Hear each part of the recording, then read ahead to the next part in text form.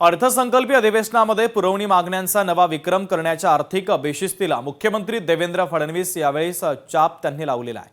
विधिमंडळाच्या गेल्या 2 अधिवेशनांमध्ये अनुक्रमे 57,000 कोटी रुपये आणि 75,000 कोटींच्या पुरवणी मागण्या मांडण्यात आल्या असताना यंदा त्यास कात्री लावताना अर्थसंकल्पीय अधिवेशनामध्ये दोन्ही सभागृहांमध्ये मंगळवारी 11,995 कोटी रुपयांच्या पुरवणी मागण्या सादर करण्यात आलेल्या आहेत।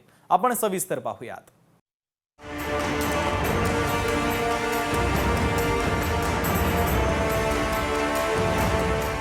पुरवणी मागण्यांना मुख्यमंत्र्यांची कात्री।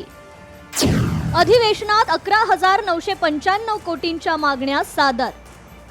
पुरवणी मागण्यांमुळे सरकारवर 4,699 कोटींचा भार। मुख्यमंत्री देवेंद्र फडणवीस यांनी विधानसभेत तर अर्थ राज्यमंत्री आशिष जयस्वाल यांनी विधान परिषदेत 2025-26 या वर्षाच्या पुरवणी मागण्या सादर केल्या। यात 1,067 कोटी रुपयांच्या मागण्या या अनिवार्य खर्चाच्या तर 9,322 कोटींच्या मागण्या कार्यक्रमांतर्गत खर्चाच्या। या पुरवणी मागण्यांमुळे राज्य सरकारवर 4,699 कोटी रुपयांचा निव्वळ भार येणार आहे। या मागण्यांवर येत्या 26 आणि 27 फेब्रुवारी रोजी चर्चा होणार आहे। माननीय अध्यक्ष महोदय, मी आपल्या अनुमतीने सन 2025-26 च्या पुरवणी मागण्या सभागृहात सादर करतो। असे करीत असताना मी सभागृहाच्या असे निदर्शनास आणू इच्छितो की भारतीय संविधानाच्या अनुच्छेद 205 व 203 खंड 3 खाली मिळालेल्या अधिकारात महाराष्ट्राचे माननीय राज्यपाल महोदयांनी सन 2025-26 च्या पुरवणी मागण्या विचारात घेण्यात याव्यात अशी शिफारस या सन्माननीय सभागृहास केली आहे। उद्योग, ऊर्जा, कामगार 9,907 कोटी।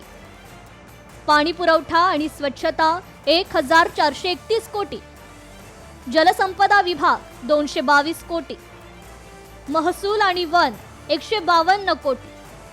नियोजन 80 कोटी। ग्रामविकास 71 कोटी। राज्यातील कृषी पंप, यंत्रमाग आणि वस्त्रोद्योग ग्राहकांना विद्युत शुल्कात सवलत देण्यासाठी 3,112 कोटी। जलजीवन मिशन योजनेच्या अंतर्गत केंद्र हिश्श्यासाठी 1,431 कोटी रुपये देण्यात आले।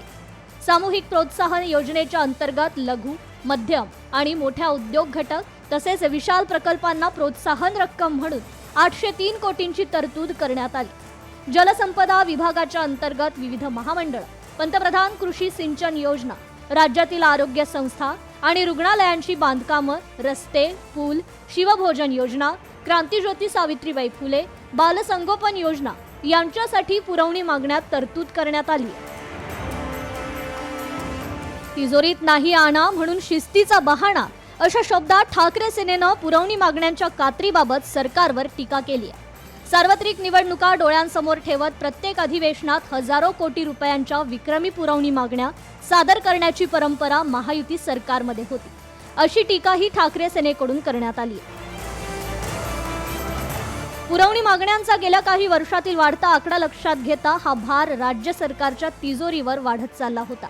मुख्यमंत्री देवेंद्र फडणवीस यांनी अर्थ खात्याचा पदभार स्वतःकडे घेताच राज्याला आर्थिक शिस्त लावणारे पहिले पाऊल उचलले। पुरवणी मागण्यांना कात्री लावल्यानं मुख्यमंत्र्यांना स्वकीय आणि अन्य पक्षांच्या सदस्यांना रोषाला सामोरं जावं लागणार। पण राज्याच्या तिजोरीची सक्षमता टिकवण्यासाठी मुख्यमंत्र्यांचा हा निर्णय स्वागतार्ह आहे। ब्युरो रिपोर्ट, लोकशाही मराठी, मुंबई।